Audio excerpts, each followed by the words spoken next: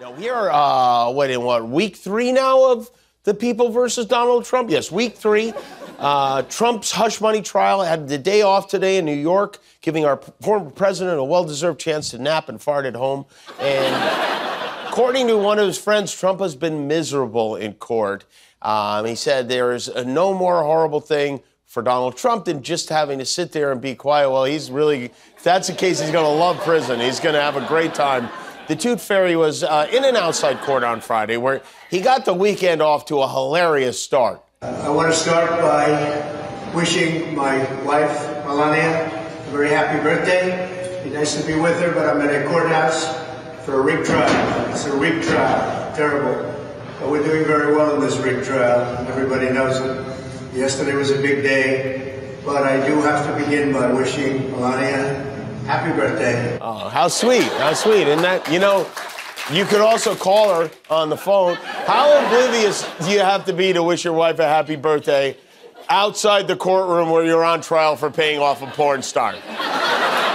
Melania spent the day at home in Florida, quietly celebrating with her prenup on Friday, but and this can't be good for Trump's mood.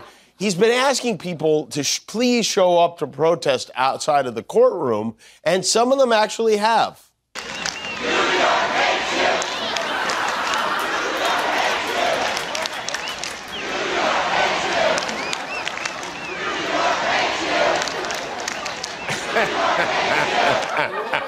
Or maybe that was his building. I don't know. Leave it in New Yorkers to welcome their hometown hero back with open arms. Trump was in Miami yesterday for a little get-together with a favorite punching bag named Ron DeSantis. Ronnie and Donnie met for several hours. They say the team said they knew the meeting went well when DeSantis came out of the room with Trump's body bronzer all over his face. Word is that DeSantis promised to raise money for Trump's campaign. I would have loved to have been in that room. Trump going, "No, I called you meatball in a good way." Poor Ron DeSantis, what a pathetic little worm. They say he did it because he wants to run for president again in 2028, which that seems like a great idea. What he doesn't realize is Trump is also going to be running for president again in 2028. But for now, Trump has Ron DeSantimonious, as he called him. He has his little white boots in his corner, and he'll need them because he isn't getting much help from his dummy sons. They're going after a guy for a $130,000 payment? Every time they shut down the FDR drive, it costs 50 times that. No one believes it.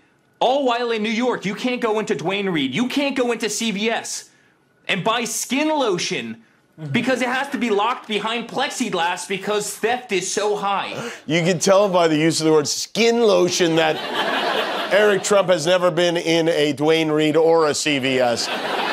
I can't get my skin lotion without asking for it. Poor guy hasn't been able to touch himself for months. He's really... And, of course, no Eric Trump Fox appearance would be complete without a thick round of my father's. My father's feeling great. When my father went up to Harlem, they're trying to tie my father up. They want to torture my father. My father feels great. Yes, I'm sure. Probably because of all the skin lotion he's been hoarding, Listen, kid, I don't know how to put it to you, but your father thinks your name is Derek, okay?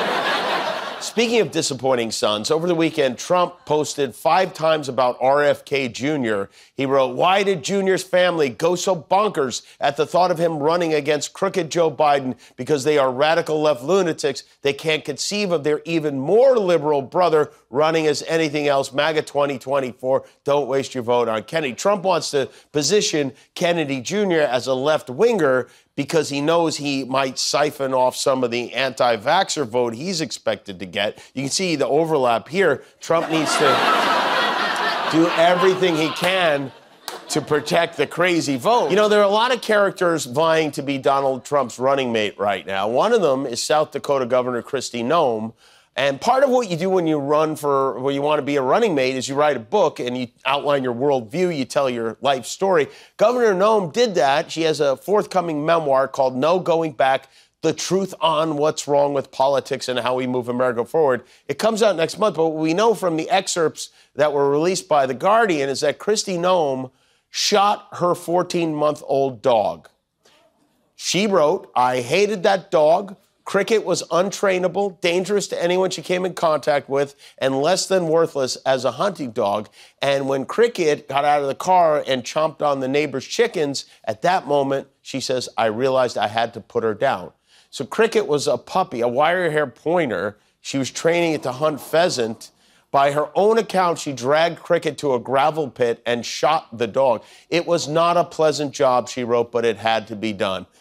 No, didn't, but she also says she shot the family goat in the gravel pit. And then I guess somebody realized maybe this wasn't a great story to share with the world, so she posted, we love animals, but tough decisions like this happen all the time on a farm. Sadly, we just had to put down 3 horses a few weeks ago that had been in our family 25 years. Just to recap, for those who are horrified, she shot a puppy and a goat. She would like you to know she also shoots horses. Who would write this? Now, this is a great example of how stupid these people are. This woman, not only does she want to be vice president, she's the governor of South Dakota. I don't know how big her staff is, but I'm guessing she has at least a dozen people working for her, probably more. Not one of those dozen or dozens of people raised their hand and said, Governor, do you think maybe not a great idea to share that story about shooting a whole petting zoo at your house? Maybe we save shooting a puppy in a gravel pit for the next book, you know? This is a crazy person. I have to say, I'm afraid of what she might do when she finds out how many chickens her favorite president has killed.